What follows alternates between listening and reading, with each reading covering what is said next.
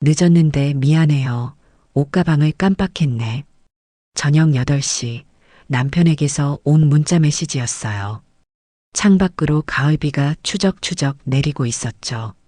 남편은 오늘도 야근이라고 했어요. 갑자기 추워진 날씨에 걱정이 됐어요. 괜찮아요. 내가 가져다 줄게요. 서둘러 옷장에서 깔끔한 셔츠와 내복을 꺼내 검은 가방에 넣었어요. 따뜻한 목도리도 함께요. 쪽지 한 장에 건강 챙기세요라고 적어 넣었죠. 보온병에 유자차도 준비했어요. 아들의 사업 실패 후 감당해야 할 빚이 산더미인 요즘 남편의 건강이 더 걱정됐거든요. 비가 내리는 거리를 택시로 달려 남편이 일하는 회사 앞에 도착했어요. 테크노스 시스템즈라고 적힌 10층짜리 건물이었죠. 남편이 퇴직 후 일하기 시작한 지도 벌써 3개월이 되어 가요.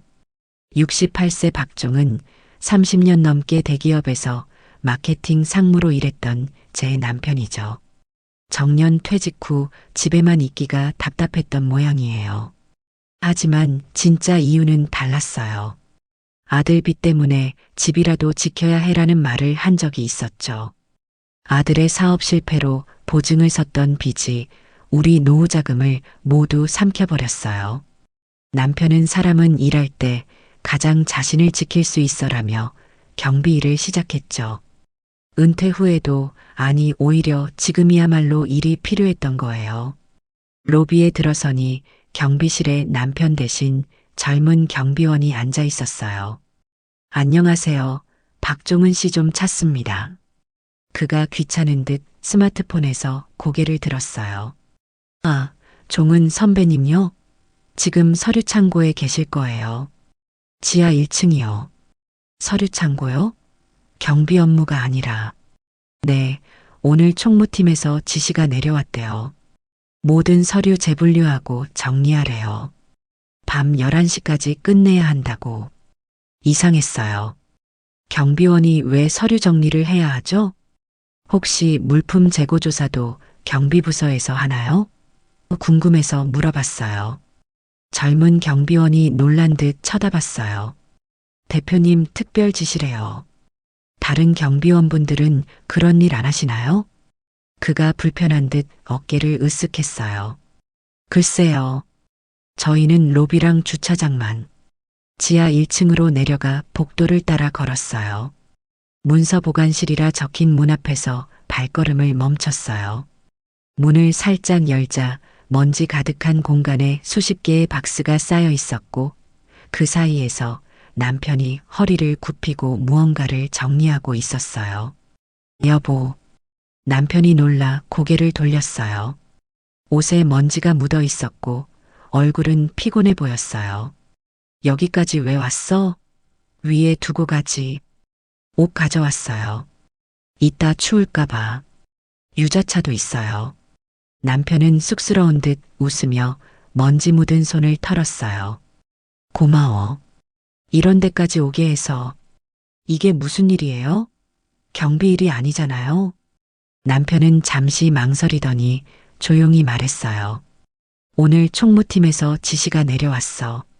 모든 문서 다시 분류하고 오래된 건 폐기하래. 다른 경비원들은 다 바빠서.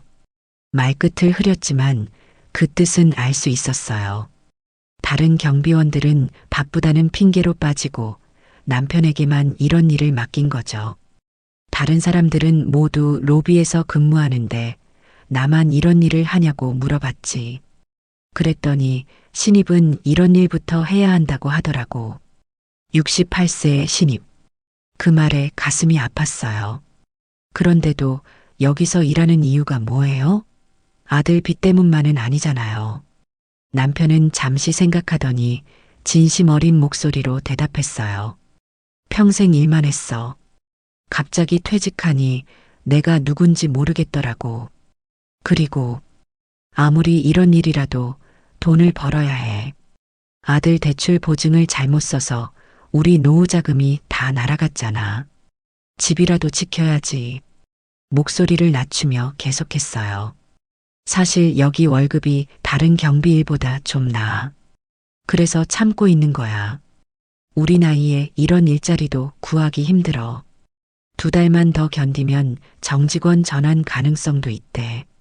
그때 복도에서 젊은 남자 직원 둘이 지나가며 대화하는 소리가 들렸어요. 그 노인네, 오늘도 야근이래. 대표님이 골탕 먹이나 봐. 에이, 그래도 불쌍하지 않아? 상무 출신이라면서. 그거 거짓말일걸? 상무 출신이 여기서 경비를 왜 해? 남편의 표정이 굳었어요. 금방 웃음기가 사라졌죠. 이런 말을 매일 들어왔던 걸까요? 신경 쓰지 마. 젊은 친구들은 다 그래. 남편의 말투가 담담했지만 눈빛에는 상처가 어려 있었어요. 가방에서 깨끗한 물수건을 꺼내 남편의 이마에 묻은 먼지를 닦아줬어요. 그러자 남편은 어색하게 웃으며 내 손을 잡았어요. 선이야, 괜찮아. 나 이 정도 일은 문제 없어. 젊을 땐 우리가 더 힘든 일도 했잖아. 그때 문서 보관실 문이 갑자기 열렸어요. 젊은 여직원이 고개를 빼꼼 내밀었죠. 아저씨 여기 계셨군요. 대표님 지시라고 합니다. 서버실 바닥 청소도 오늘 다 해야 한대요. 자정까지요. 그리고 내일은 옥상 방수포 점검도 하셔야 한다네요. 비가 많이 온대서. 남편이 벌떡 일어났어요. 네, 알겠습니다. 여직원은 나를 힐끗 보더니 덧붙였어요. 아, 외부인은 출입 금지예요. 보안 규정이라. 제 아내입니다. 옷 좀 가져다 줬어요. 그래도 규정은 규정이니까요. 빨리 나가주세요. 문이 닫히고 남편은 한숨을 내쉬었어요. 미안해. 여기 규정이 좀 엄격해. 여보, 다른 곳으로 옮기는 건 어때요? 이런 데서 일하지 말고. 남편은 고개를 저었어요. 말했잖아. 요즘 우리 나이에 일자리 구하기가 얼마나 힘든지 알잖아. 게다가 여기 월급은 다른 데보다 좀 나은 편이야. 정직원 전환 가능성이 있다면 더 참아볼 만해. 남편의 말에 가슴이 아팠어요. 평생 열심히 일했는데 이제는 이런 대우를 받아야 한다니. 더구나 아들의 실패로 노후 자금마저 다 날려버려서 이런 고통까지 감내해야 한다니. 대표님은 어떤 분이에요? 경비 업무를 하는 직원한테 이렇게 일을 시키는 건. 대표님? 우리 같은 사람들은 얼굴도 못 봐. 중역들하고만 대화하시지. 그래도 젊은 나이에 성공했다고 하더라고. 35에 벤처 창업해서 대박 났대. 남편이 주변을 살피더니 낮은 목소리로 덧붙였어요. 근데 직원들 사이에선 냉혹하다고 소문이 좀 있어. 특히 나이 든 직원들한테는. 그때 복도에서 누군가 큰 소리로 말했어요. 박경비는 오늘 12시까지 끝내라고 전해. 대표님 특별 지시야. 남편의 얼굴이 순간 굳었다가 곧 아무렇지 않은 듯 웃었어요. 가봐. 나 괜찮으니까 걱정 말고. 정말요? 옷은 여기 두고 갈게요. 추우면 꼭 갈아입어요. 유자차도 마시고요. 고마워. 남편은 잠시 머뭇거리더니 조심스럽게 말을 이었어요. 사실 오늘부터 3일간 회사 숙직실에서 자기로 했어. 야간 경비 담당자가 갑자기 아파서 빠졌거든. 야간 수당이 꽤 쏠쏠해서 빚 갚는데 조금이라도 도움이 될 것 같아서. 놀라서 남편을 쳐다봤어요. 3일이나요? 그동안 집에 안 오신다고요? 어쩔 수 없어. 야간 수당 받으면 이번 달 대출이자 갚는데 도움이 될 거야. 내일은 옥상 방수포 점검도 해야 한대. 면바지도 가져와 줄래? 빨리 끝내고 좀 쉬어야지. 남편의 말에 가슴이 저려왔어요. 이 나이에 숙직까지 하다니. 하지만 이자가 몇백씩 나가는 지금 우리 형편에선 야간 수당도 무시할 수 없었죠. 돌아 나오는 길, 복도 벽면에 걸린 사진들이 눈에 들어왔어요. 테크노스 시스템즈 기업 문화. 모든 직원은 가족입니다라는 현수막 아래 웃고 있는 직원들 사진이 걸려 있었어요. 그리고 회사 사부에는 노인 존중 기업 문화 선도 기업 수상 사진과 함께 대표의 인터뷰가 실려 있었죠. 우리 회사는 나이가 아닌 역량으로 평가합니다. 연륜 있는 직원들의 경험을 존중합니다. 텅 빈 말처럼 느껴졌어요. 엘리베이터를 타고 올라가며 남편의 굽은 어깨가 자꾸 눈앞에 아른거렸어요. 로비로 나오는 길에 경비실을 들여다봤어요. 남편의 자리에는 작은 책상과 의자, 그리고 벽에 걸린 근무표가 보였어요. 가까이 가보니 남편의 이름 옆에 빽빽하게 일정이 적혀 있었죠. 서버실 청소, 화장실 점검, 주차 관리, 물품 재고 조사, 옥상 방수포 점검. 다른 경비원들에 비해 2배는 더 많아 보였어요. 책상 위에는 남편이 정성스레 만든 노트가 놓여 있었어요. 표지에는 경비 업무 매뉴얼이라고 꼼꼼히 적혀 있었죠. 불안정한 글씨체로 빽빽하게 업무 내용과 방법들이 적혀 있었어요. 퇴직 전 결제 서류만 보던 사람이 이렇게 열심히 세일을 배우고 있었어요. 옆 사물함에는 남편의 퇴직 전 사진이 붙어 있었어요. 마케팅 부서 상무로 회의를 주재하는 모습이었죠. 자랑스러운 표정으로 프레젠테이션을 하고 있었어요. 그리고 그 아래는 구두약과 구두소리 가지런히 놓여 있었어요. 매일 아침 구두를 닦고 출근하던 평생의 습관이었죠. 가슴이 저려왔어요. 책상 위에는 컴퓨터 화면에 놓인 경비 구인이라고 검색된 내용이 보였어요. 남편이 다른 일자리를 알아보고 있던 걸까요? 그 자존심 강한 사람이 아들의 빚 때문에 어쩔 수 없이 이런 일까지 하고 있다니. 그때 책상 위에 놓인 명함이 눈에 들어왔어요. 박도윤 대표이사, 테크노스 시스템즈라고 쓰여 있었죠. 명함 뒷면에는 볼펜으로 적힌 메모가 있었어요. 대표님은 강원 동창회 11월 예정. 강원. 그 단어가 갑자기 가슴을 울렸어요. 1990년대 중반에 제가 강원도 정선에서 교사로 일했던 기억이 떠올랐어요. 테크노스 시스템즈 대표 박도윤. 그리고 강원. 이 둘 사이에 무슨 연관이 있는 걸까요? 정성고 한 중학교에서 가르쳤던 학생 중에 박도윤이라는 아이가 있었는데요. 경비실 입구에서 발소리가 들리자 재빨리 자리를 떴어요. 택시를 타고 집으로 돌아오는 길 머릿속에서 여러 생각이 맴돌았어요. 남편이 겪고 있는 부당한 대우, 아들의 빚으로 인한 우리 노후의 불안, 그리고 왠지 계속 신경 쓰이는 박도윤이라는 이름. 집에 도착해서 옛 앨범을 찾아봐야겠다는 생각이 들었어요. 강원도 정선에서 가르쳤던 학생들 사진이 있을 거예요. 비가 더 세차게 내리기 시작했어요. 택시를 타고 집으로 돌아오는 내내 남편의 피곤한 얼굴과 문서 창고의 먼지 냄새가 떠나지 않았어요. 집에 돌아온 저는 오래된 앨범을 찾아 책장 깊숙한 곳을 뒤졌어요. 마침내 먼지 쌓인 상자 속에서 정성고 한 중학교 1996 앨범을 발견했죠. 소파에 앉아 노란빛 스탠드 아래서 앨범을 펼쳤어요.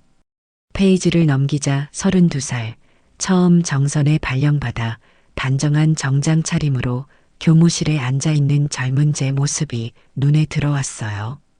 그때가 벌써 29년도 더 전이네.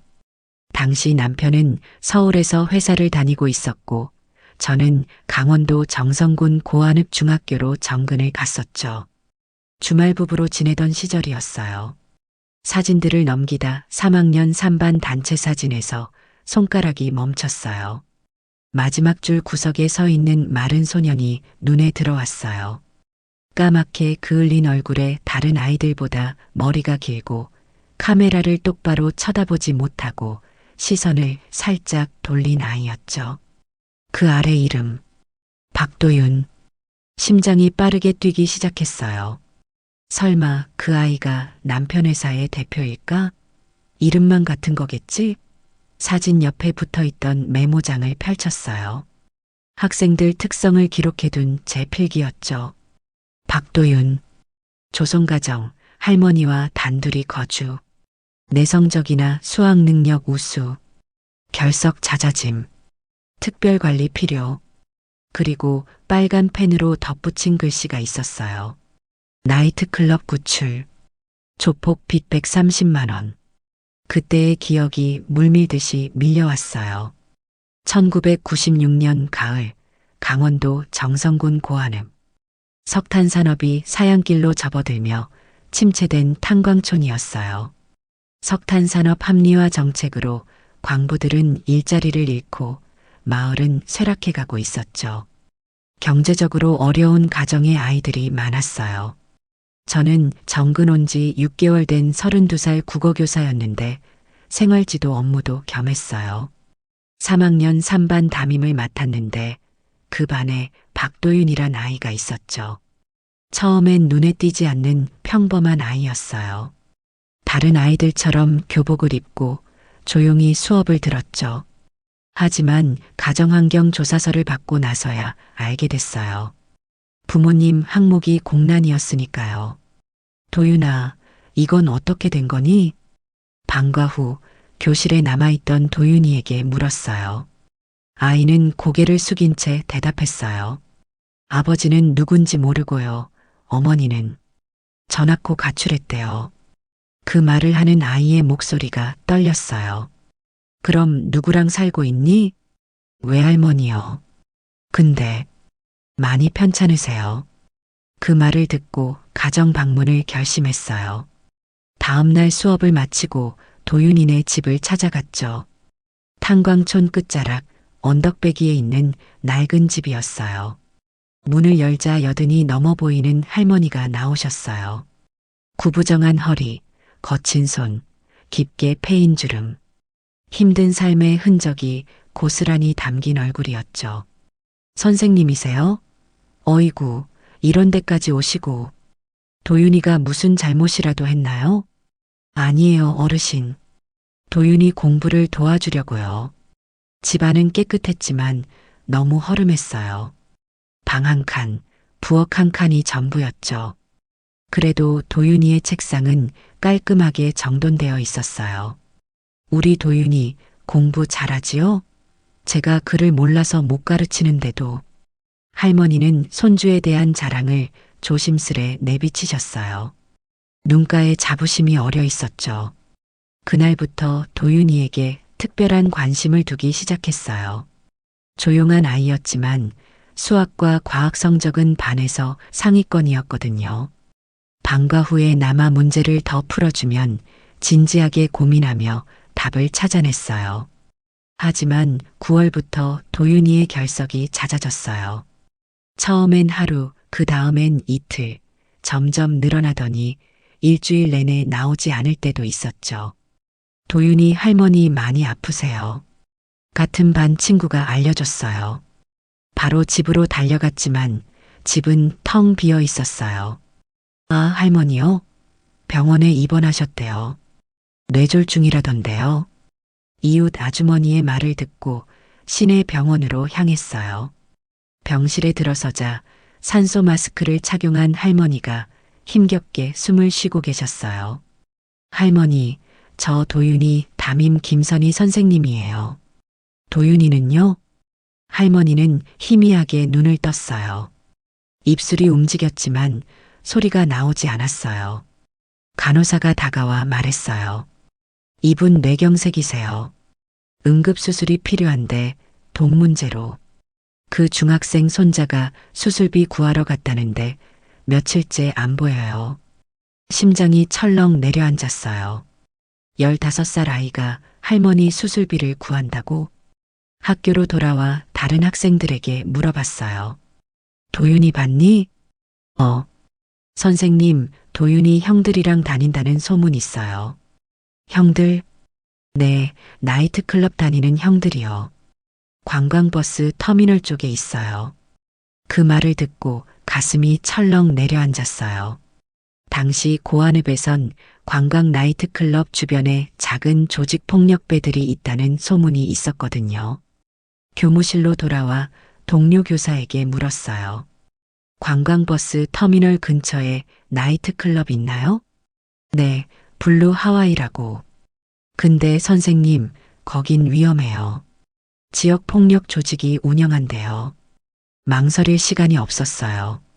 그날 저녁 비가 내리는 가운데 우산을 쓰고 블루 하와이 나이트클럽으로 향했어요. 문을 열고 들어가자 담배 연기와 술 냄새가 진동했어요. 무대에선 화려한 옷을 입은 여성들이 춤을 추고 있었고 벽 쪽 테이블에는 검은 옷을 입은 남자들이 모여 있었어요. 그리고 그 사이로 검은 조끼를 입은 도윤이가 술병을 나르고 있었어요. 얼굴은 지쳐 있었지만 필사적으로 일하는 모습이었죠. 도윤아, 아이의 팔을 붙잡았어요. 놀란 눈으로 저를 올려다봤죠. 선생님, 여긴 어떻게? 집에 가자. 여기서 뭐 하는 거니? 그때 테이블에 있던 남자 하나가 자리에서 일어났어요. 40대로 보이는 짧은 머리에 수염을 기른 남자였어요. 지역에서 까치라 불리는 조직의 행동대장이었다고 해요. 이게 누구요? 선생님이세요? 네. 이 아이는 제 학생입니다. 데려가겠습니다. 남자는 비웃었어요. 학생? 이제 우리 식구가 된 애인데요. 무슨 말씀이세요? 이 꼬맹이 할매 수술비 100만 원 성금 받았어요. 이제 우리 심부름꾼으로 일하기로 했는데 100만 원. 1996년이면 교사 초임 월급이 130만 원 정도였을 때예요. 엄청난 금액이었죠. 그 돈 제가 갚겠습니다. 아이고, 선생님이 갚아요? 이자까지 하면 130만 원은 되는데 제 가슴이 내려앉았어요. 그 정도 돈을 당장 구할 수 없었어요. 하지만 도윤이를 이대로 둘 수는 없었죠. 어떻게든 마련하겠습니다. 이 아이는 데려가겠어요. 이봐요, 선생님. 세상이 그렇게 만만하지 않아요. 각서라도 쓰시겠어요? 메모지를 건네는 남자의 눈빛이 차가웠어요. 손이 떨렸지만 그 자리에서 각서를 썼어요. 김선희는 박도윤 학생의 할머니 수술비 명목으로 빌린 100만 원과 이자 30만 원, 총 130만 원을 3일 내에 갚기로 한다. 도윤이가 내 팔을 잡았어요. 눈에는 눈물이 가득했죠. 선생님, 제가 갚을게요. 여기서 일하면. 안 돼, 도윤아. 넌 공부해야 해. 조폭 두목은 각서를 받아 주머니에 넣으며 비웃었어요. 선생님, 월급으로 이걸 어떻게 갚을 계획이에요? 빌리시게? 그 말이 맞았어요. 제 월급으론 부족했죠. 남편에게 전화해야 했어요. 도윤이를 데리고 나오는데 아이의 눈에선 눈물이 흘렀어요. 선생님, 저 때문에 왜? 저 같은 거. 나는 아이의 어깨를 꼭 안았어요. 도윤아, 돈은 내가 커서 잘 되는 걸로 갚아. 그게 제일 확실한 방법이야. 곧장 병원으로 향했어요. 수술 동의서에 제가 보호자로 서명했고 응급수술이 진행됐어요. 다행히 수술은 성공적이었어요. 그날 밤 남편에게 전화해 상황을 설명했죠. 여보, 미안해. 급하게 돈이 필요해. 얼마나? 130만 원. 잠시 침묵이 흘렀어요. 왜 그렇게 많이?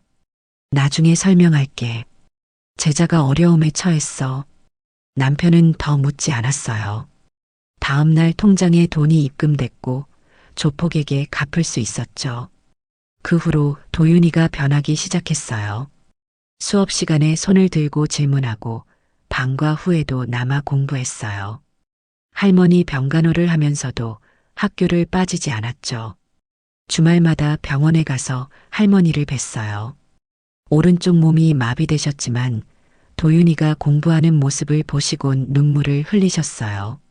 선생님, 우리 도윤이가 이렇게 달라진 건 다 선생님 덕분이에요. 할머니께서 떨리는 왼손으로 차를 내려주시며 하신 말씀이었어요. 보리차였는데 식었지만 그 정성만큼은 뜨거웠죠. 도윤이는 열심히 공부했어요. 제가 방과 후에 남아 가르쳐줬고 학교 도서관에서 책을 빌려줬어요. 특히 컴퓨터에 관심이 많았죠.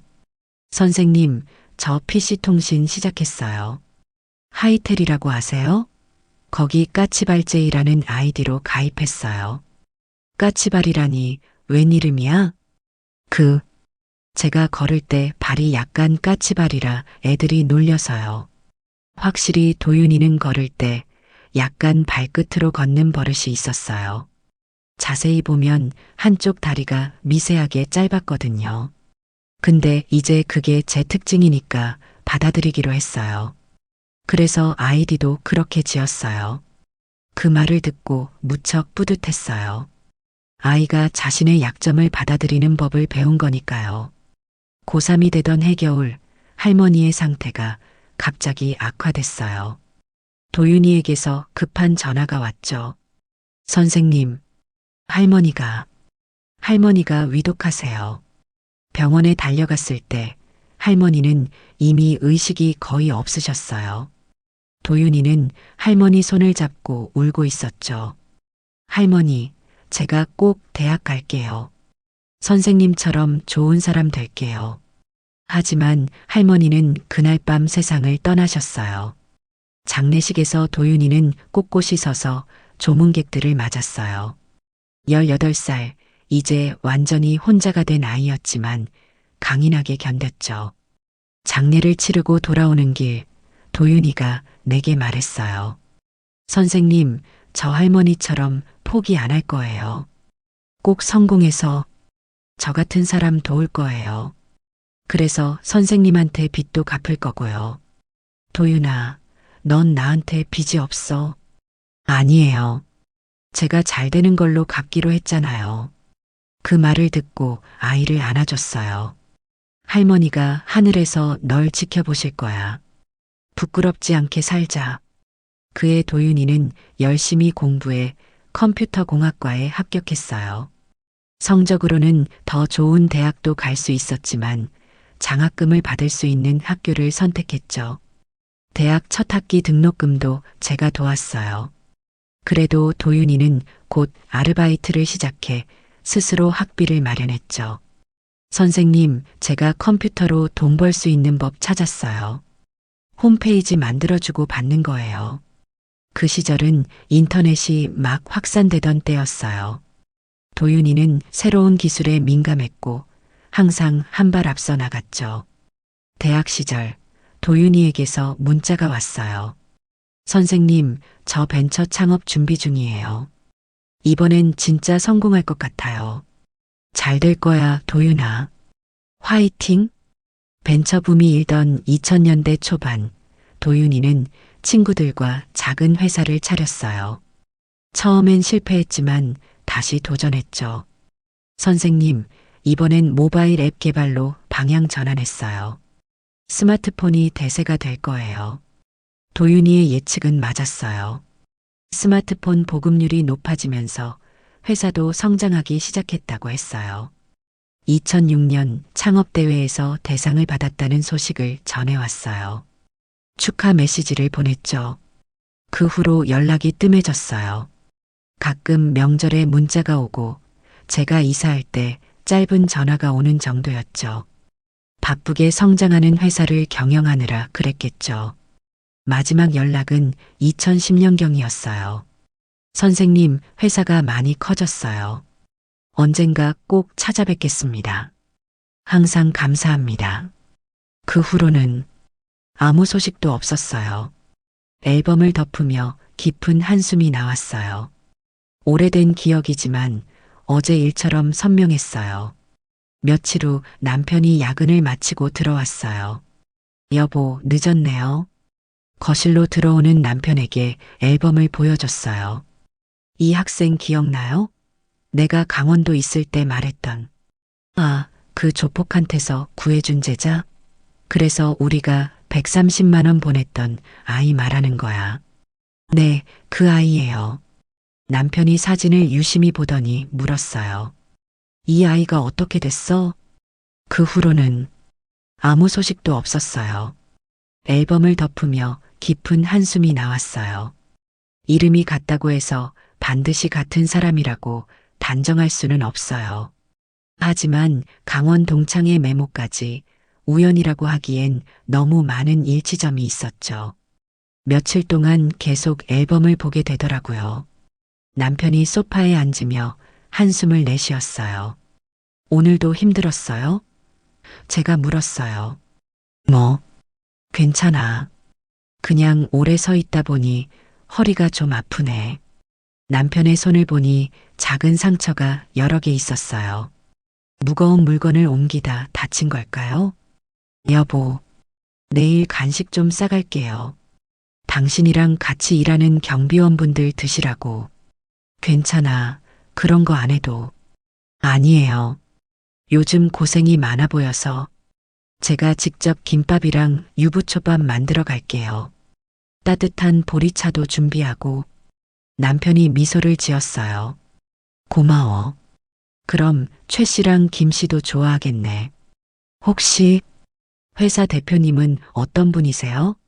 직원들한테 인자하신 편인가요? 남편의 표정이 살짝 굳었어요. 글쎄, 나는 직접 본 적 없어. 임원들하고만 대화한다더라. 근데 왜?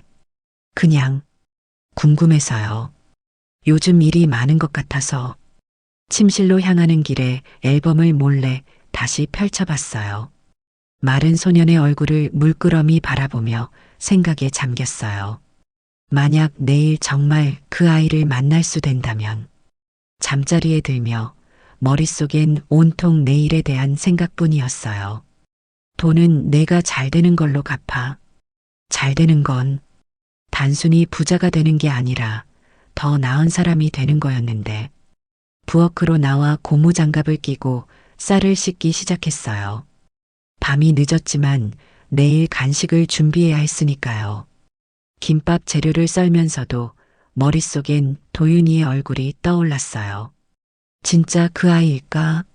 아침부터 빗소리가 요란했어요. 창문을 타고 빗물이 줄줄 흘러내리는 걸 보니 태풍이 온다던 뉴스가 맞나 봐요. 그릇에 정성껏 담은 김밥과 유부초밥을 도시락통에 넣고 보온병에 따뜻한 보리차를 채웠어요. 김밥은 각각 다른 재료로 만들었죠. 남편이 좋아하는 참치 김밥, 다른 경비원분들을 위한 불고기 김밥과 야채 김밥까지. 평소라면 더 늦게 회사로 갔을 텐데 오늘은 왠지 서둘러 나섰어요. 어젯밤 꿈에서 젊은 도윤이를 봤거든요. 할머니 병실에서 울면서 선생님, 저 성공하면 꼭 보답할게요라고 말하던 모습이요. 택시를 타고 테크노스 시스템즈 앞에 도착했을 때는 비가 더 세차게 내리고 있었어요. 우산을 쓰고 내린 순간 강한 바람에 우산이 뒤집혔죠. 급하게 도시락 가방을 지키느라 온몸이 흠뻑 젖었어요. 로비에 들어서자 유리문 너머로 건물 뒤편 옥상 방수포가 바람에 펄럭이는 게 보였어요. 경비실에 다가가서 젊은 경비원에게 물었어요. 안녕하세요. 박종은 씨 어디 계신가요? 옥상에 올라가셨는데요. 태풍 대비해서 방수포 점검하러요. 이런 날씨에 옥상에요? 위험하지 않나요? 경비원이 어깨를 으쓱했어요. 대표님 지시라더라고요. 안전장비는 따로 없고 안전장비도 없이 올라가요? 이런 비바람에 걱정이 앞섰어요. 서둘러 도시락 가방을 경비실에 맡기고 엘리베이터로 향했어요. 옥상 가려면 어떻게 가야 하나요? 10층 올라가시면 옥상 출입문 있어요.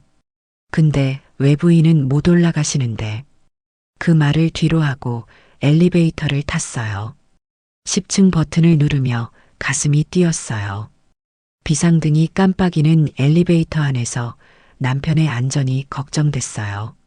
10층에 도착해 복도를 지나 옥상 출입문을 찾았어요. 문을 열자 강한 바람과 함께 빗줄기가 얼굴을 때렸어요. 빗물 범벅이 된 계단을 조심스럽게 올라가며 남편을 불렀어요. 여보, 어디 있어요? 대답이 없었어요. 옥상 문을 열고 나가니 바람이 더 거세게 불었어요. 시야가 잘 확보되지 않았지만 저 멀리 방수포를 고정하는 남편의 모습이 희미하게 보였어요. 여보, 남편은 방수포를 고정하느라 제 목소리를 듣지 못했어요. 미끄러운 옥상 바닥을 조심히 건너 그에게 다가갔어요. 아니, 이런 날씨에 여기서 뭐 하는 거예요? 남편이 놀라 뒤돌아봤어요. 왜 여기 올라왔어? 위험해. 당신이 더 위험하잖아요. 이런 날씨에 안전장비도 없이. 남편은 이미 흠뻑 젖어 있었고 손은 차가웠어요. 방수포를 고정하던 밧줄에 손이 긁혀 피가 나고고 있었죠. 괜찮아. 금방 끝낼 거야. 내려가 있어. 같이 내려가요. 이건 너무 위험해요. 그때 옥상 문이 다시 열리며 누군가 나타났어요. 검은 우산을 쓴 남자였어요. 태풍이 불어도 흔들리지 않는 단단한 골프 우산이었죠. 박경비, 아직도 안 끝났습니까? 강한 바람 소리를 뚫고 들리는 날카로운 목소리였어요. 남편이 화들짝 놀라 몸을 돌렸고 그 바람에 발이 미끄러졌어요. 순간 남편이 균형을 잃고 비틀거렸고 제 심장이 멎는 줄 알았어요. 조심해요. 남편은 간신히 옥상 난간 파이프를 붙잡아 넘어지지 않았어요. 하지만 손이 미끄러워 계속 위태로웠죠. 우산을 쓴 남자가 가까이 다가왔어요. 그가 우산을 살짝 기울여 저를 바라봤을 때 둘의 눈이 마주쳤어요. 찰나의 순간이었지만 시간이 멈춘 것 같았어요. 그 눈, 그 표정, 턱선. 세월이 흘렀지만 한순간에 알아봤어요. 도윤아? 우산을 든 남자의 표정이 굳었어요. 그의 눈이 놀라움으로 크게 떠졌죠. 선생님? 그 한마디에 과거와 현재가 한순간에 맞닿았어요. 그가 바로 제 제자였던 박도윤이었어요. 머리는 짧아지고 어깨는 넓어졌지만 눈빛만은 그대로였어요. 정말 너였구나. 이제는 대표가 된 도윤이는 잠시 말을 잃었어요. 얼굴이 창백해졌고 우산을 쥔 손이 살짝 떨렸어요. 그 순간 강한 바람이 불어 방수포가 튕겨 남편을 강하게 쳤어요. 남편이 비틀거리며 균형을 잃었어요. 여보, 남편이 뒤로 넘어지면서 머리를 바닥에 부딪혔어요. 급하게 다가가 남편을 일으켰어요. 이마에서 피가 조금 흐르고 있었어요. 괜찮아요? 어디 다쳤어요? 괜찮아. 그냥 살짝. 도윤이는 그 광경을 보고도 움직이지 않았어요. 그저 우산 아래에서 놀란 표정으로 바라보고만 있었죠. 잠시 혼란스러워하던 그가 마침내 입을 열었어요. 이분이 선생님 남편이신가요? 그래, 여기서 경비로 일하고 있어. 이런 위험한 일을 왜 시키는 거니? 도윤이의 표정이 다시 굳어졌어요. 잠시 동안의 놀라움이 가시고 다시 차가운 대표의 표정으로 돌아갔죠. 안전 점검은 필수적인 업무입니다. 날씨가 좋지 않아도 건물 안전을 위해. 안전? 그런 말 하려면 안전 장비부터 제대로 갖춰 놓아야 하지 않겠니? 이런 날씨에 젊은 사람들도 로비에 있던데 나이든 신입을 위험한 곳에 내보내고. 도윤이의 얼굴이 굳어졌어요. 그 표정에는 당혹감과 함께 어떤 방어적인 기색이 보였어요. 나이가 있으신 분은 이런 일에 적합하지 않을 수 있습니다. 하지만 업무는 업무대로 진행돼야. 도윤아, 제 목소리가 날카롭게 울렸어요. 도윤이는 움찔하며 말을 멈췄어요. 나이가 들었다고 신입이라고 제대로 안전장치도 없이 이렇게 위험한 일을 시키고 존중하지 않아도 되는 거니? 도윤이의 눈빛이 흔들렸어요. 잠시 무언가 말하려다 입을 다물었죠. 내가 너를 그렇게 가르쳤니? 사람을 이렇게 대하라고? 그때였어요. 옥상 문이 다시 열리고 젊은 여직원이 우산을 쓰고 나왔어요. 대표님, 임원회에 시작해야 하는데. 도윤이는 여전히 제게 시선을 고정한 채 대답했어요. 알았어. 금방 내려갈게. 여직원은 도윤이와 저를 번갈아 보며 어색하게 서 있다가 다시 문 쪽으로 물러났어요. 남편을 부축해 일으키며 도윤이를 노려봤어요. 내가 그토록 믿었던 아이가 정말 변했니? 도윤이의 표정이 복잡하게 변했어요. 눈에는 혼란스러움, 당혹감, 그리고 어쩌면 부끄러움이 스쳐 지나갔어요. 선생님, 지금은 회의가, 나중에 다시. 회의? 미친 거야. 지금 이 상황에서 회의가 중요하다고? 이 사람이 다쳤잖아. 도윤이는 잠시 망설이다가 여직원을 향해 말했어요. 먼저 내려가. 회의는 다음 날로 미뤄. 그리고 저를 향해 낮은 목소리로 말했어요. 선생님, 먼저 안으로 들어가서 이야기하는 게 좋겠습니다. 여기는 위험하니까요. 그 말엔 동의했어요. 무엇보다 남편을 안전한 곳으로 데려가는 게 우선이었으니까요. 남편을 부축해 천천히 옥상 문으로 향했어요. 도윤이는 우산을 들고 뒤따라왔지만 우산을 남편에게 씌워주진 않았어요. 그 모습을 보며 가슴이 아팠어요. 내가 알던 그 따뜻하고 순수했던 소녀는 어디로 간 걸까요? 계단을 내려가는데 도윤이가 말했어요. 9층 의무실로 가시죠. 거기서 상처 치료부터 하고.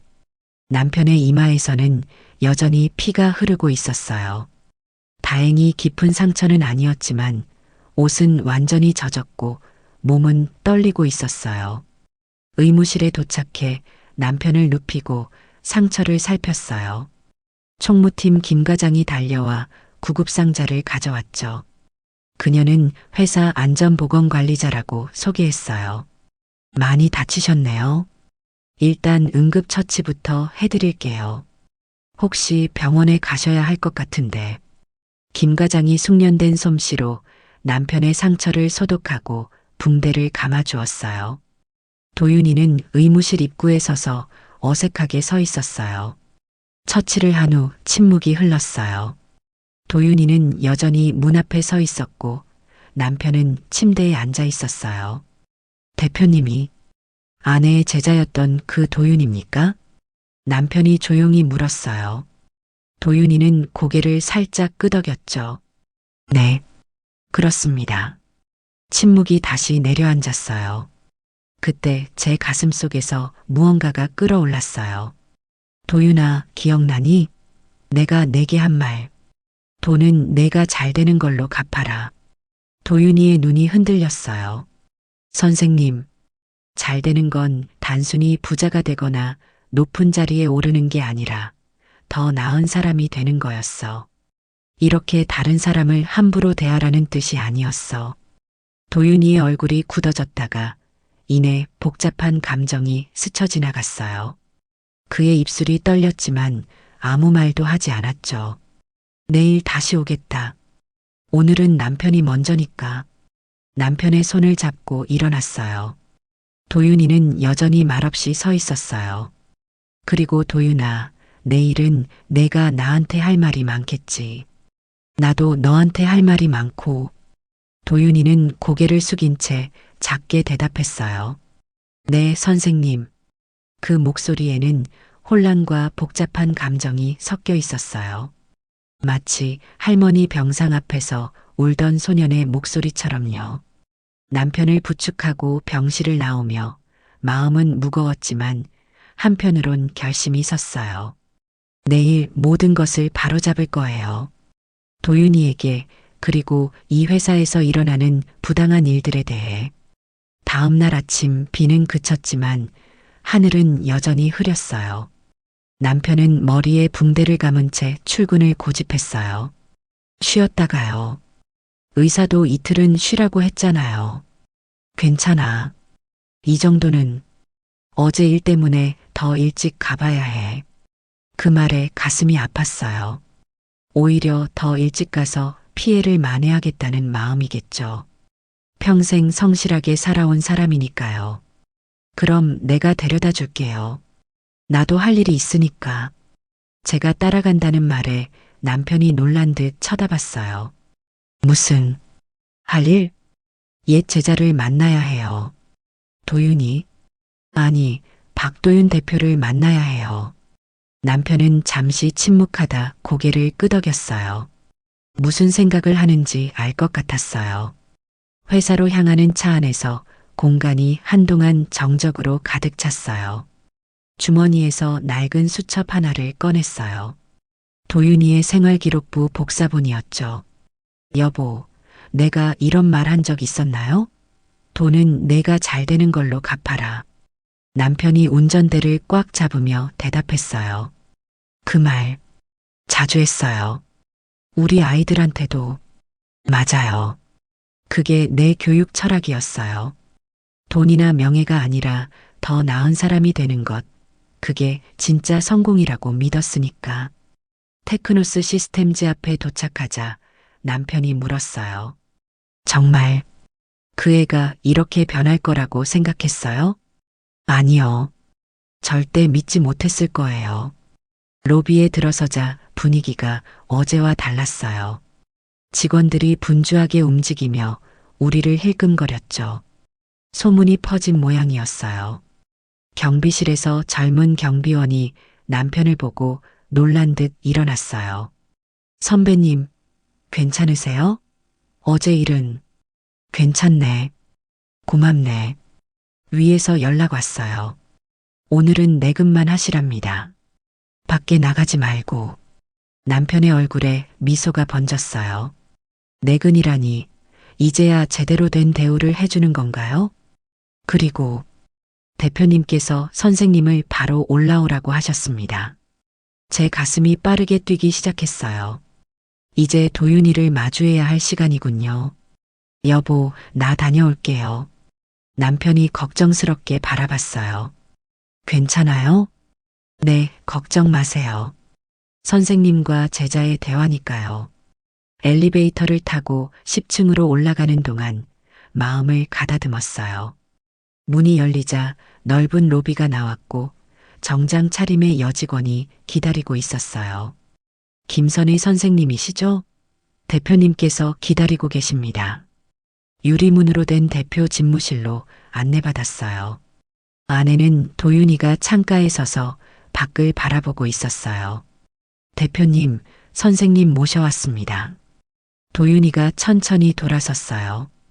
어제와 달리 공식적인 자리라 그런지 더 긴장한 표정이었어요. 들어오세요, 선생님. 여비서가 나가고 문이 닫히자 사무실에는 우리 둘만 남았어요. 도윤이는 책상 앞에 서서 손을 모았다 폈다 하며 어색하게 서 있었어요. 앉으시겠습니까? 아니, 서서 이야기하자. 그가 헛기침을 했어요. 선생님, 어제는 정말 놀랐습니다. 이런 식으로 다시 만나게 될 줄은. 나도 놀랐어, 도윤아. 내가 그토록 아끼던 제자가 이렇게 냉혹한 사람이 되어 있을 줄은 몰랐으니까. 도윤이의 눈이 흔들렸어요. 냉혹하다니요. 저는 그저 회사를 경영하는. 경영? 사람들을 이렇게 대하는 게 경영이니? 사람들을 차별하고 위험한 일을 시키고. 도윤이가 답했어요. 이건 비즈니스입니다, 선생님. 감정으로 할 수 없는 일이에요. 효율성과 성과가 중요한. 효율성? 그래서 신입을 저렇게 대했니? 태풍 속에 옥상에 내보내고. 도윤이가 잠시 침묵했다가 대답했어요. 선생님 남편이신 줄 몰랐습니다. 알았다면 당연히 다르게. 그게 중요한 게 아니야. 내 남편이 아니어도 다른 사람이어도 그렇게 대해도 되는 건 아니잖아. 도윤이의 표정이 굳었어요. 잠시 창가로 걸어가 밖을 바라봤죠. 세상이 선생님 생각처럼 그렇게 단순하지 않아요.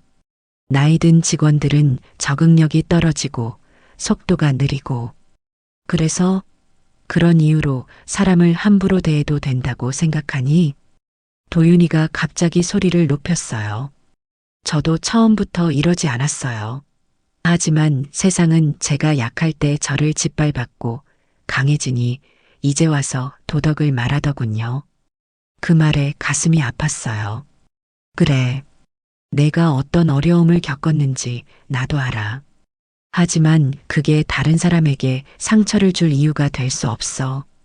도윤이의 표정이 복잡해졌어요. 책상으로 돌아와 서랍을 열더니 낡은 사진 한 장을 꺼냈어요.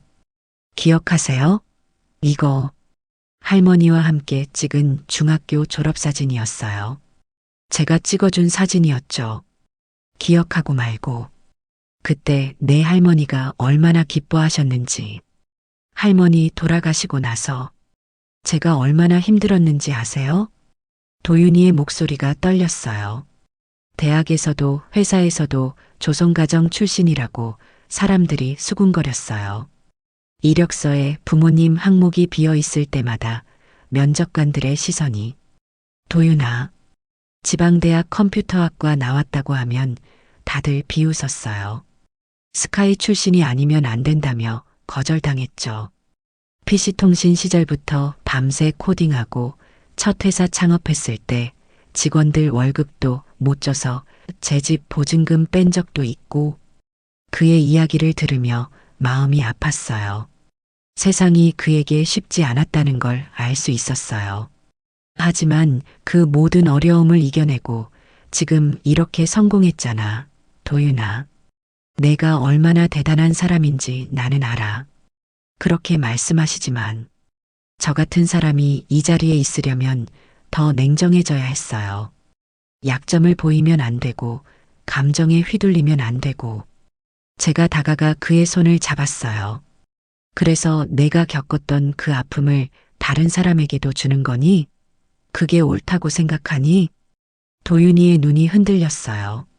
저도 처음부턴 그러지 않았어요. 하지만 점점 변했구나. 그 순수했던 소년이 이렇게 주머니에서 생활기록부 복사본을 꺼냈어요. 도윤이의 눈이 커졌어요.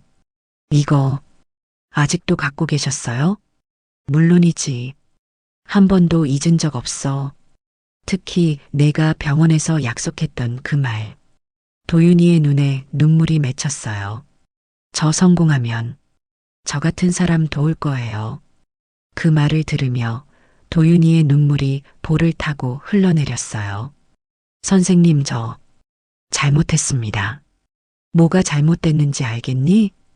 처음 성공했을 때는 정말로 다른 사람들 돕고 싶었어요. 창업 초기엔 직원들을 가족처럼 대했고 조선가정 출신 인턴도 특별 채용했고 그런데 점점 성과와 효율에 집착하게 됐어요. 숫자만 보게 되고 사람을 보지 못하게. 도윤이가 갑자기 자리에서 일어섰어요. 그러더니 창문 쪽으로 걸어가 밖을 바라봤죠. 제가 뭘 하고 있었던 거죠? 목소리가 떨렸어요. 그의 등이 조금씩 흔들리는 것이 보였어요. 아직 늦지 않았어, 도윤아. 내가 그토록 바라던 성공을 이뤘으니 이제는 진짜 잘 되는 것이 무엇인지 보여줄 때야. 도윤이가 천천히 돌아섰어요. 눈가에 눈물이 가득했죠. 선생님, 정말 죄송합니다. 저 어떻게 해야 할지. 그때 사무실 문이 갑자기 열렸어요. 젊은 여직원과 함께 남편이 서 있었어요. 죄송합니다, 대표님. 이분이 꼭 올라와야 한다고. 도윤이는 급하게 눈물을 닦으며 남편을 바라봤어요. 남편은 처음으로 대표와 제대로 마주보게 된 거죠. 박 선생님, 도윤이의 목소리가 떨렸어요. 그리고 놀랍게도 그가 천천히 자리에서 나와 남편 앞으로 걸어갔어요. 그리고 갑자기 깊이 고개를 숙였어요. 정말 죄송합니다. 어제 일은 제가 정말 잘못했습니다. 남편은 당황한 표정으로 저를 바라봤어요. 도윤이는 계속해서 말했어요. 위험한 업무를 시키고 적절한 안전장비도 제공하지 않고 존중하지 않고, 그리고 더 놀랍게도 도윤이가 무릎을 꿇었어요. 사무실 한가운데서 직원들이 보는 앞에서요. 용서해 주십시오. 남편이 당황해 도윤이의 어깨를 붙잡았어요. 아니, 이러지 마세요. 일어나세요, 대표님. 아닙니다. 제가 정말 잘못했습니다. 도윤이의 어깨가 흔들렸어요. 오열하는 것 같았어요. 직원들이 사무실 문 앞에 모여들기 시작했고 모두 놀란 표정으로 상황을 지켜봤어요. 남편이 도윤이를 일으키려 했지만 그는 계속 무릎을 꿇은 채 고개를 들지 않았어요. 저를 살려주신 분의 남편이십니다. 제가 얼마나 큰 잘못을 저질렀는지. 도윤이가 남편의 손을 잡고 울었어요. 마치 어린 시절 할머니 병상 앞에서 울던 그 모습 그대로였어요. 정말 죄송합니다. 이제부터 달라지겠습니다. 꼭 보여드리겠습니다. 남편은 어색하게 도윤이의 등을 토닥였어요. 괜찮습니다. 일어나세요. 하지만 도윤이는 한동안 일어나지 못했어요. 오랫동안 억눌러왔던 감정이 폭발한 듯 했죠. 그가 겨우 고개를 들어 저를 바라봤을 때 눈빛은 달라져 있었어요. 마치 그 순수했던 소년의 눈빛으로 돌아간 것 같았죠. 선생님, 제가 다시 제대로 갚겠습니다. 잘 되는 걸로 갚겠습니다. 그 말을 듣는 순간 제 가슴이 따뜻해졌어요. 소년은 여전히 그 안에 살아 있었던 거예요. 직원들이 놀란 표정으로 서로 속삭이고 있었어요. 대표가 무릎을 꿇다니 상상도 못했을 광경이었겠죠. 남편이 도윤이를 일으켜 세우며 말했어요. 이러지 마세요. 일어나요, 대표님. 도윤이는 마침내 일어났지만 표정은 진지했어요. 아닙니다. 제가 정말로 잘못했습니다. 그리고 도윤이는 주변에 모인 직원들을 향해 말했어요. 여러분, 이분은 제 은인의 남편이십니다. 제 오만으로 많은 분들께 어려움을 줬습니다. 앞으로 우리 회사는 변할 겁니다. 나이나 배경에 상관없이 모든 직원을 존중하는 회사로요. 오늘 아침부터 모든 안전 규정을 재검토하고 경비팀 근무 환경을 개선하겠습니다. 직원들의 얼굴에 놀라움이 번졌어요. 도윤이는 눈물을 닦고 남편의 손을 잡았어요. 박 선생님, 앞으로는 억지 부리듯 일을 시키지 않겠습니다. 그리고 경비팀 자문위원으로 도와주실 수 있으세요? 박 선생님의 경험과 지혜를 회사에 나눠주세요. 남편의 눈에도 눈물이 맺혔어요. 인정받는다는 것, 그것이 얼마나 중요한지 남편도 알고 있었으니까요. 도윤이가 저를 바라봤어요. 선생님, 이제 제대로 보여드리겠습니다. 제가 정말로 잘 되는 모습을. 그 순간 사무실 안에 흐르던 긴장이 녹아내리는 것 같았어요. 도윤이의 얼굴에는 오랜만에 보는 진심 어린 미소가 번졌고 직원들의 표정도 조금씩 부드러워졌어요. 선생님 덕분에 제가 여기까지 왔습니다. 이제 그 은혜를 제대로 갚을 때가 됐네요. 도윤이의 눈에서 다시 눈물이 흘렀지만 이번엔 후회의 눈물이 아닌 희망의 눈물 같았어요. 이틀 후 회사 분위기는 완전히 달라져 있었어요. 로비에 들어서자 직원들이 예전과 달리 밝게 인사했어요. 경비실에는 새 의자와 책상이 놓여 있었고 벽에는 안전규정 매뉴얼이 크게 걸려 있었죠. 그리고 눈에 띄는 변화가 하나 더 있었어요. 경비실 옆에 작은 사무실이 생겼는데 문패에는 시니어 자문위원실 박종훈이라고 새겨져 있었어요. 남편은 오늘 처음으로 새 제복을 입고 출근했어요. 여전히 경비 업무를 담당하지만 위험한 외부 업무 대신 보안 시스템 관리와 직원 출입 관리를 맡게 됐다고 했죠. 게다가 자문위원으로서 회사 안전 정책에 의견을 낼 수 있게 되었대요. 여보, 새 사무실은 어때요? 남편이 자랑스럽게 문을 열어주었어요. 작지만 깔끔한 공간이었죠. 창가에 책상이 있고 벽에는 남편의 대기업 상무 시절 사진과 함께 테크노스 시스템즈 경비 및 안전관리팀이라는 팀 사진이 걸려 있었어요. 처음엔 받아들이기 어려웠어요. 내가 무슨 자문위원이냐고. 그런데 어제 대표님이 직접 찾아와서 1시간 넘게 이야기를 나눴어요. 남편의 표정이 밝아졌어요. 무슨 이야기요? 회사 초창기 이야기부터 앞으로의 방향까지. 내 과거 경험이 도움이 될 거라고 하더라고요. 특히 직원 복지와 안전 관리 부분에서 남편의 눈에 자부심이 돌아온 것 같아 마음이 따뜻해졌어요. 다시 존중받고 필요한 사람이 된다는 느낌, 그것이 얼마나 중요한지 느낄 수 있었죠. 대표님이 올라오면 인사하라고 하셨어요. 사무실에 계실 거래요. 10층으로 올라가는 길에 회사 곳곳에서 변화가 느껴졌어요. 벽에는 연령 다양성 존중이라는 포스터가 새로 붙어 있었고 직원들의 표정도 한결 밝아 보였어요. 대표 집무실 문을 두드리자 도윤이의 목소리가 들렸어요. 들어오세요. 문을 열고 들어가자 도윤이가 자리에서 일어나 활짝 웃으며 맞아주었어요. 선생님, 오셨군요. 그의 얼굴에서 예전의 긴장감은 사라지고 한결 부드러워진 표정이 보였어요. 책상 위에는 작은 화분이 놓여 있었고 벽에는 예전에 없던 사진 액자들이 걸려 있었죠. 회사 분위기가 많이 달라진 것 같네. 네, 아직 시작이지만 많은 것을 바꾸고 있습니다. 도윤이가 창가 쪽 소파로 안내했어요. 테이블 위에는 따뜻한 보리차가 준비되어 있었죠. 기억하세요? 할머니가 항상 끓여주시던.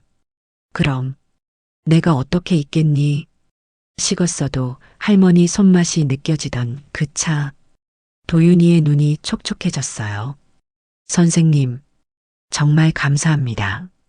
그날 이후로 많은 생각을 했어요. 어떤 생각? 제가 왜 이렇게 변했는지. 성공하고 싶은 마음에, 인정받고 싶은 마음에 점점 냉정해졌던 거죠. 어느 순간부터 숫자와 성과만 보게 되고 도윤이가 서랍에서 낡은 수첩을 꺼냈어요. 이거 기억하세요? 선생님께서 주신 첫 공책이에요. 1996년 제가 도윤이에게 준 노트였어요. 첫 페이지에는 제 글씨로 꿈을 적는 공간이라고 적혀 있었죠. 아직도 갖고 있었구나. 여기 적었던 첫 번째 꿈. 기억나세요? 공책을 펼치자 어린 도윤이의 서툰 글씨가 보였어요. 꿈 선생님처럼 다른 사람 도와주는 사람 되기. 가슴이 뭉클해졌어요. 처음 성공했을 때는 그 꿈을 기억했어요. 회사 초기엔 직원들을 가족처럼 대했고 저 같은 배경의 청년들을 특별 채용도 했죠. 그런데 성공이 커질수록 초심을 잃게 됐던 거지. 네. 어느 순간 경쟁과 효율, 성과에만 집착하게 됐어요. 사람보다 숫자를 보게 되고 도윤이가 창밖을 바라보며 말을 이었어요. 이제야 깨달았어요. 제가 그토록 피하려 했던 모습, 제가 원망했던 그 사람들과 똑같이 변해가고 있었던 거예요. 도윤아, 선생님, 다시 시작하고 싶어요. 진짜로 잘 되는 것이 무엇인지 보여드리고 싶어요. 도윤이가 창가에서 돌아와 책상 서랍을 열었어요. 거기서 꺼낸 건 낡은 손수건 한 장이었죠. 기억하세요? 그날 비 오는 날 선생님이 주셨던 거예요. 그걸 아직도 갖고 있었니? 항상 지갑에 넣고 다녔어요. 성공을 위한 부적처럼요. 그런데 점점 의미를 잊어갔던 것 같아요. 그가 손수건을 조심스럽게 펼쳐 보였어요. 가장자리가 낡았지만 제가 수놓았던 작은 꽃무늬가 아직 선명했어요. 그날 이후로 모든 경비팀 직원들에게 개인 락커와 휴게 공간을 마련했어요. 60세 이상 직원들을 위한 특별 건강검진도 도입했고요. 무엇보다 도윤이가 책상 위 서류 하나를 건넸어요. 이게 뭐니? 조선가정 출신 대학생들을 위한 장학재단 설립 서류예요. 김선의 장학재단이라고 이름 지었습니다. 눈물이 왈칵 쏟아질 것 같았어요. 도윤아, 선생님께서 저에게 해주신 것처럼 저도 다른 아이들에게 기회를 주고 싶어요. 특히 할머니, 할아버지와 사는 아이들에게요. 도윤이의 눈에서도 눈물이 맺혔어요. 선생님께 진 빚을 드디어 제대로 갚을 수 있게 됐네요. 그때 문을 두드리는 소리가 들렸어요. 남편이었죠. 들어와도 될까요? 도윤이가 재빨리 눈물을 닦고 자리에서 일어났어요. 박 선생님, 어서 오세요. 남편이 서류 봉투를 들고 들어왔어요. 어제 말씀하신 안전관리 규정 검토해 봤습니다. 몇 가지 개선안을 정리했어요. 도윤이가 반갑게 서류를 받아들었어요. 역시 30년 경력이 다르네요. 이런 전문성을 못 알아봤다니. 남편은 쑥스러운 듯 웃었어요. 아, 그리고 이것도 가져왔어요. 남편이 작은 도시락 통을 내밀었어요. 아내가 특별히 대표님 드시라고 준비했어요. 유부초밥인데 엄청 맛있어요. 도윤이가 감동한 표정으로 도시락을 받았어요. 이렇게까지 정말 감사합니다. 아니에요. 요즘 대표님 덕분에 회사 분위기가 많이 좋아졌거든요. 다들 그래요. 한결 활기차졌다고. 도윤이의 얼굴에 진심 어린 미소가 번졌어요.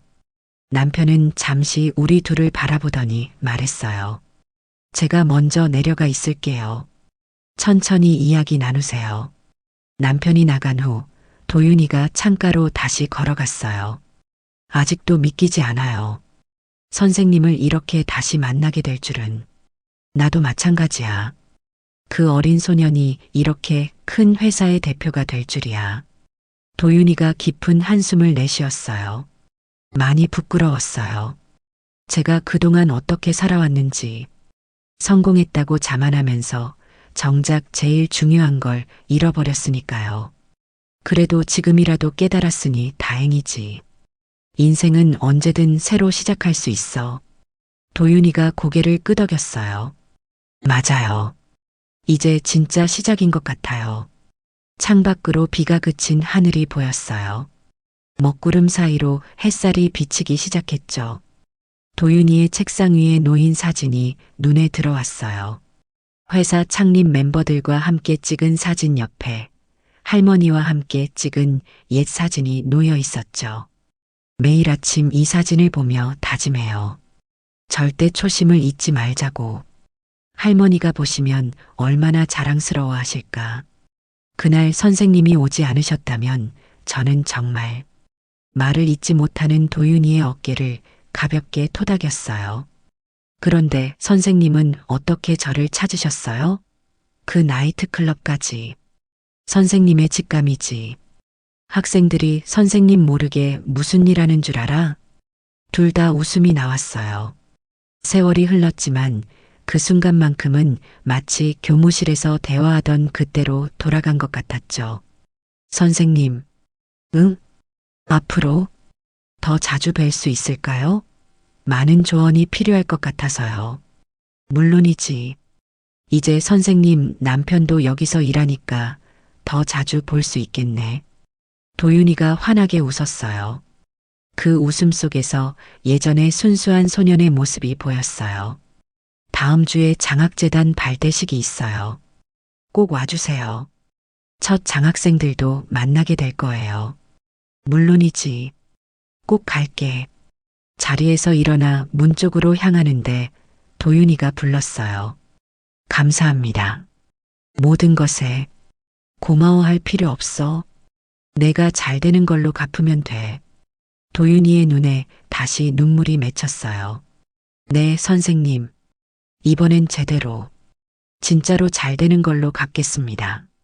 한 달 후, 가을이 깊어가는 어느 오후, 김선의 장학재단 첫 장학생 선발식이 회사 대강당에서 열렸어요. 조선가정 출신 대학생 10명에게 장학금을 전달하는 자리였죠. 무대 위에서 도윤이가 연설을 마치고 저를 단상으로 초대했어요. 이 모든 것의 시작이 되어주신 김선희 선생님을 모시겠습니다. 넓은 대강당에 박수 소리가 울려 퍼졌어요. 남편이 객석에서 가장 크게 박수를 치고 있었죠. 단상에 올라 마이크 앞에 서자 많은 생각이 스쳐 지나갔어요. 29년 전 정선 고한읍의 작은 교실에서 시작된 인연이 이렇게 이어질 줄은. 저는 그저 교사로서 당연한 일을 했을 뿐입니다. 어려운 환경의 학생들에게 관심을 갖고 그들이 자신의 가능성을 발견할 수 있도록 돕는 것. 말을 이어가는데 객석에 앉은 장학생들의 눈빛이 도윤이의 어린 시절 눈빛과 겹쳐 보였어요. 그 순수함과 간절함, 그리고 무한한 가능성. 여러분도 언젠가 누군가에게 도움의 손길을 내밀 기회가 올 것입니다. 그때 기억하세요. 돈은 여러분이 잘 되는 걸로 갚는 겁니다. 장학생들이 진지하게 고개를 끄덕였어요. 그 모습에서 희망을 보았죠. 행사가 끝나고 로비에서 간단한 다과회가 열렸어요. 도윤이가 장학생들과 대화를 나누는 모습이 인상적이었어요. 과거 자신과 같은 처지의 학생들에게 따뜻한 조언을 건네는 그의 표정은 진심으로 빛나고 있었죠. 선생님, 잠시 나눌 말씀이 있어요. 도윤이가 저를 테라스로 안내했어요. 늦가을 석양이 건물 사이로 붉게 물들고 있었죠. 이제 장학재단도 출범했고 회사 분위기도 많이 바뀌었어요. 박 선생님도 새 역할에 적응하고 계시고 도윤이가 주머니에서 작은 봉투를 꺼냈어요. 무엇이니? 기억하세요? 할머니 수술비로 빌렸던 돈. 도윤아, 그건 이미 다 갚은 거야. 아니요, 선생님. 진짜로 갚아야 할 때가 왔어요. 봉투를 열어보니 작은 열쇠가 들어 있었어요. 이게 뭐니? 정선 고한읍에 있는 작은 도서관 열쇠입니다. 김선희 청소년 도서관이라고요. 놀라서 말을 잇지 못했어요. 지난주에 공사가 끝났어요. 그곳 아이들을 위한 배움의 공간을 만들었습니다. 특히 조선가정 아이들을 위한 특별 프로그램도 있어요. 눈물이 차올랐어요. 그곳은 제가 태어나고 자란 곳이에요. 이제는 탄광이 모두 문을 닫고 관광지로 변했지만 그래도 여전히 꿈꾸는 아이들은 있더라고요. 도윤이의 목소리가 떨렸어요. 선생님이 저에게 희망을 주셨던 것처럼 저도 그곳 아이들에게 희망을 주고 싶었어요. 말없이 도윤이를 꼭 안아주었어요. 이제는 제자가 아닌 한 명의 훌륭한 어른으로 성장한 그를 안으며 가슴이 뭉클했어요. 잠시 후 남편이 테라스로 나왔어요. 여기 있었군요. 슬슬 가볼까요? 그래요, 갈 시간이네. 도윤이가 저와 남편의 손을 잡았어요. 두 분 덕분에 제가 다시 정신 차리고 태어난 것 같아요. 이제야 진정으로 제대로 된 사람이 된 것 같습니다.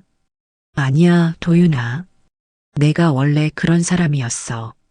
다만 잠시 길을 잃었을 뿐이지. 남편이 도윤이의 어깨를 토닥였어요. 앞으로도 종종 저희 집에 놀러 와요. 차라도 한잔하면서. 네, 꼭 그러겠습니다, 박 선생님. 회사를 나서는 길, 석양이 건물 너머로 완전히 저물어가고 있었어요. 가로등이 하나둘 켜지기 시작했죠. 참 신기한 인연이네요. 옛 제자가 내 회사 대표라니. 세상은 생각보다 좁은가 봐요. 그런데 그 아이가 정말 변했어요. 진심으로. 사람은 언제든 변할 수 있어요. 특히 본래 착한 마음을 가진 사람이라면. 주차장으로 향하는 길에 도윤이가 뒤에서 달려와 불렀어요. 선생님, 우리가 멈춰서자. 그가 숨을 고르며 말했어요. 그냥 한 가지 더 말씀드리고 싶어서요. 뭐니? 도윤이가 잠시 말을 고르더니 진지한 표정으로 말했어요. 선생님, 제가 평생을 살면서 깨달은 건 성공이 뭔지, 부자가 뭔지는 결국 그가 깊은 숨을 내쉬었어요. 결국은 잘 사는 게 뭔지 그게 중요하더라고요. 그리고 이제야 알았어요. 선생님이 말씀하신 잘 되는 것이 무엇인지. 바람이 불어 가로수 낙엽이 우리 주변을 맴돌았어요. 은혜는 갚으라고 있는 거야. 묻으라고 준 게 아니고. 제 말에 도윤이의 눈에 눈물이 맺혔어요. 그는 말없이 고개를 깊이 숙였죠. 남편이 제 손을 꼭 잡았어요. 그의 눈빛에서도 깊은 이해와 감동이 느껴졌죠. 도윤이를 향해 따뜻하게 미소 지었어요. 내일 봅시다, 대표님. 네, 내일 뵙겠습니다, 박 선생님. 우리는 천천히 돌아섰고 도윤이는 그 자리에 서서 우리가 멀어지는 것을 바라보고 있었어요. 차에 오르면서 창밖으로 본 마지막 모습은 가로등 불빛 아래 꼿꼿이 서 있는 도윤이의 뒷모습이었어요. 더 이상 권위적인 대표도 어린 소년도 아닌 진정으로 잘된 한 사람의 모습이었죠. 집으로 돌아가는 차 안에서 남편이 조용히 물었어요. 정말 그 아이를 조폭에게서 구해준 거였어요? 네. 그리고 그 아이는 오늘 내게 도서관으로 갚았네요. 당신은 참 대단한 사람이에요. 아니에요. 그저 교사로서 해야 할 일을 했을 뿐이죠. 창밖으로 도시의 불빛이 흘러갔어요. 그 불빛 속에서 미래의 도서관을 찾을 아이들의 얼굴을 상상해 보았어요. 어쩌면 그 중에 또 다른 도윤이가 있을지도 모르겠다는 생각에 마음이 따뜻해졌죠. 여보, 주말에 정선에 한번 가볼까요? 내가 가르쳤던 학교도 보고 도윤이가 지은 도서관도 보러. 좋아요.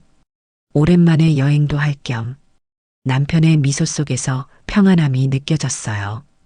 퇴직 후 흔들렸던 그의 자존감이 드디어 회복된 것 같았죠. 나이 들어도 여전히 가치 있는 사람이라는 확신이 그의 눈빛에 돌아온 것 같았어요. 그리고 나 역시 오래도록 잊고 있었던 교사로서의 자부심을 다시 찾은 기분이었습니다.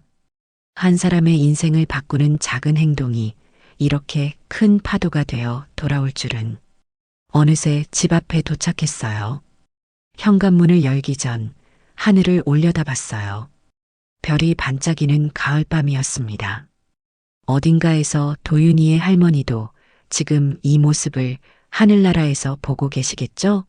사랑으로 아이들의 길잡이가 돼주시는 세상 모든 선생님들의 은혜에 감사드립니다. 오늘 이야기가 마음에 드셨다면 좋아요와 구독, 알람 설정 잊지 마세요. 또 이야기를 보시고 마음에 남은 장면이 있으셨다면 댓글로 나눠주세요. 선생님의 한마디가 또 다른 분께 깊은 울림이 될 수 있습니다.